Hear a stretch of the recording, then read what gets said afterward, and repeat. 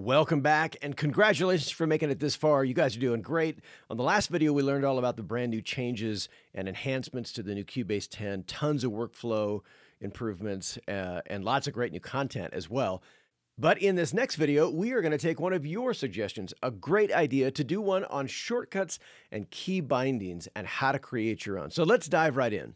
First up, we need to determine which kind of keyboard you have, Mac or PC. Especially if you're on a Mac, there are a mind-numbing array of versions of them, desktop versus laptop. So we're going to assume you've already familiarized yourself with how to get to the function keys, the keypad number keys, and specifically the command keys, which is the little Windows icon on a PC and the little clover icon on a Mac. Starting with some basic transport features on your numbers keypad, the Enter button starts the transport, the 0 button stops it, and of course, your spacebar does the same thing.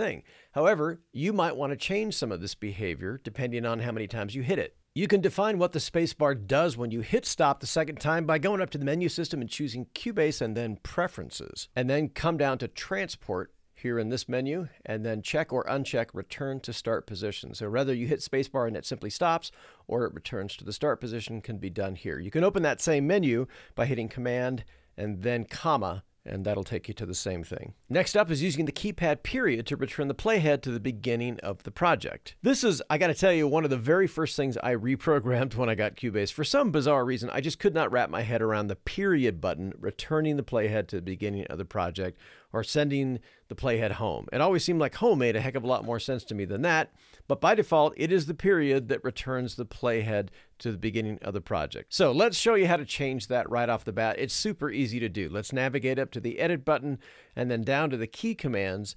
This opens up the Key Commands window, and this really is just a joy to use, and it's super straightforward. If you're not sure what something does, simply type the key in. So this tells me the home key is currently assigned to go to project start. If I wanted to change that to something different, or you can actually have more than one key do the same thing, which actually can be kind of cool. So for example, if I typed in the down arrow key and I wanted to add that to the set of commands that will return my playhead to the beginning, I hit the assign button, and now the down arrow key and the home key both will do the same thing. So now I'm going to press the down key, it returns it to the beginning, and the home key returns it to the beginning. It's just that simple. If you don't want those features or you want to alter them, go back into the key command window panel, click on the command you want to get rid of, and simply hit the trash.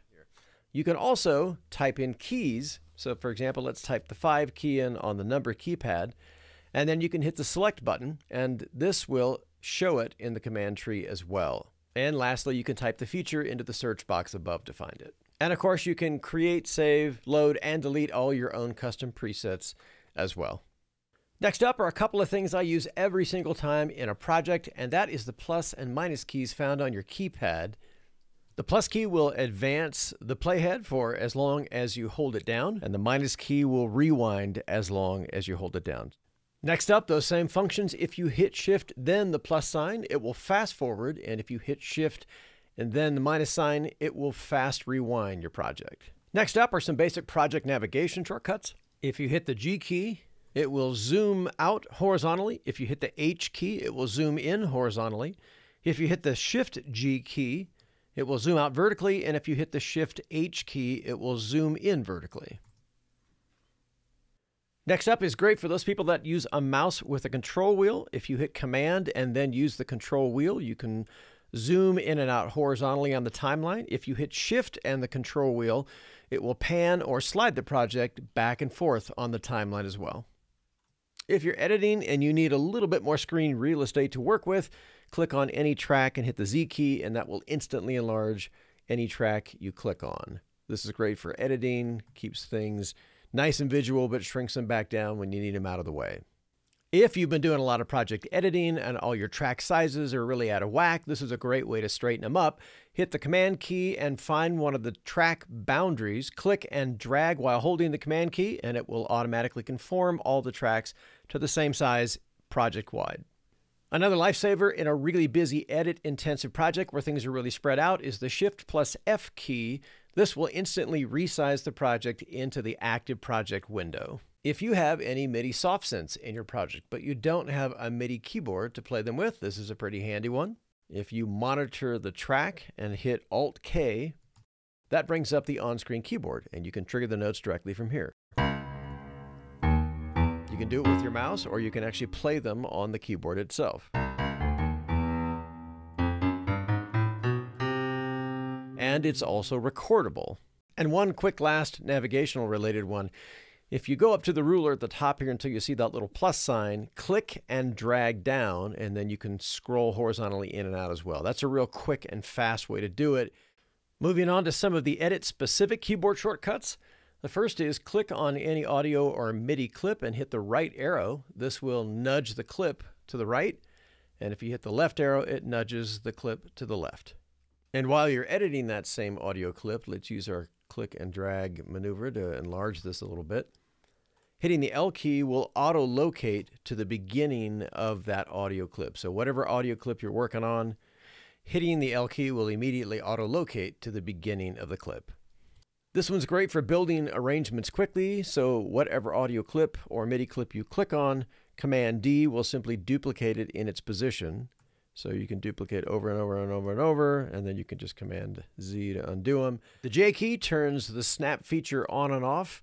This is going to be handy if you're working at a particular grid amount, which is set up here in this window. Currently it's set to 1/8, but you could set this up to any of these values. We'll leave it at 1/8. The F key on your keyboard turns on and off the auto scroll feature. So for example, if it's off, which is up here, if it's off and your cursor is playing, it basically just leaves you in the dust when it goes off screen. If you F key it and it's back on, then it auto scrolls with you and jumps to the next part of the song so you can see it clearly. Next up are the key shortcuts for the quick access toolbar, which can be found by right-clicking on your mouse. These are all the most commonly used project tools all in one tidy place. We'll get more into these later. On the number 1 of your regular keyboard, chooses the regular arrow icon. A second push on that number 1 will bring up the Sizing Moves Content icon, and a third push on that will bring the Time Stretch icon up. Number 2 is the Range Selection tool, which we'll get into in a minute. Number 3 is the Split tool, which allows you to cut things. Number 4 is the Glue tool, which allows you to glue them back together. Number 5 is the Erase tool, which allows you to remove things from your project. Number 6 is the Zoom tool for sizing. Number 7 is the Mute tool that allows you to mute individual clips. Number 8 is the Draw tool, which you'll need for drawing automation curves. And then number 9 finally is the Audio Play tool, which has 2 different functions. One is play, and then the other one is to scrub through the audio as well. Next up are all the range selection shortcuts. These are probably some of the most powerful in Cubase. So if you right-click on your mouse and choose the second option, you're on the range selection tool. On this guy, if you click and drag and select any range and then immediately hit the P on your keyboard, it will instantly define that range for you up here in the ruler. And then if you hit your keypad /, this will toggle the loop feature on and off. If you take that same range selection tool and click and drag to create a range, and then hit Alt plus P, this will define the region and then create the loop and then play it back all in one shortcut keystroke. The number 1 on your keypad will snap to the beginning of that loop, and the number 2 will snap to the loop end. This is one of the range select features that I end up using the most. Choose your range select tool, select an area on an audio clip, hit the A key, automatically creates audio fades for you. Hit that same key again and it opens up the audio fade window, which allows you to define that and choose a variety of different kinds of fades to work with. This next one is great for speeding up your editing workflow. It's great when you have 2 clips on an adjacent lane like these guys are here and you butt them into each other. Cubase is basically just telling you with these crossed or hatched lines that these guys overlap. So basically the clips just overlap. If you hit the X key on your keyboard, that will make it a nice clean crossfade from one clip to another clip. So it's a great way to get clips on the same lane that shows an overlap to have nice crossfades. If you hit that same X key one more time, it'll give you the crossfade window, which allows you to choose an entire assortment of different kinds of crossfades. The next one is range select and delete. So range select an area and simply hit the backspace or delete keys. and it instantly deletes all of the tracks you've selected and lines them all up perfectly. Great when you're editing vocals or vocal groups. Do the very same thing in a group of clips and it creates a nice clean whole. One of the last powerful range selection tools I'll show you is make your range selection and then hit Shift X and it will cut on the right and left sides of your selection. So our cuts on the left and the right sides there. This is great for making quick vocal cuts or comping together entire vocal performances. All right, and then the last set of shortcuts we're going to show you are all the F keys.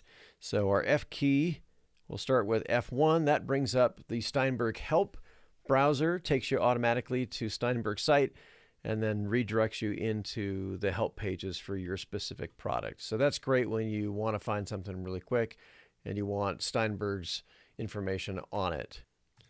F2 brings up the floating transport bar and any of the other modules that you have attached to it. This is the same thing that you see in the bottom of your screen, just makes a floating version of it. F3 brings up the full-size mix console.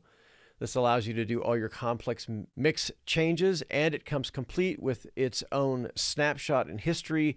We'll get into that more later. It also has its own undo history, which is super important because it doesn't affect the track view. Alt F3 brings out the lower zone version of the mix console. So this is a compact version of the mix console. It doesn't give you quite as much access to all the powerful features of the full-size view, but it does allow you to have everything open at a glance on one screen. F4 brings up your audio connections panel. This is where you set all your inputs, outputs, and control room settings. F5 brings up the media bay. Now, there's a lot of different ways to get to the media bay, but this is the full-size media bay with all of the different features that are available. That same thing can be achieved on the right side zone over here. We talked about that earlier, and the media bay tab is now here in Cubase 10 as well, which is super convenient because it allows you to drag and drop things. So whether you use the full-size media bay or use the right zone, up to you entirely. F6 brings up the automation panel. This is where all of your automation at a glance can be viewed and altered.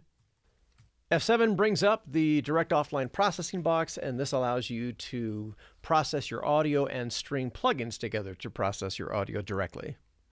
F8 brings up the Cubase video player. So if you've got video in your project, this is where you're going to play that back and use as a reference. And finally, F12 brings up the Cubase performance meters. These are very comprehensive and they can be floated or docked anywhere in your project. You can also get to some of this information up here on the toolbar if you've already set up some of these modules. The dock, however, is more comprehensive and shows you average load, real-time peak, and disk load. Great for tracking down problems. All right, that's it for the shortcuts for now. Great suggestions on the video, and we will see you guys in the next one.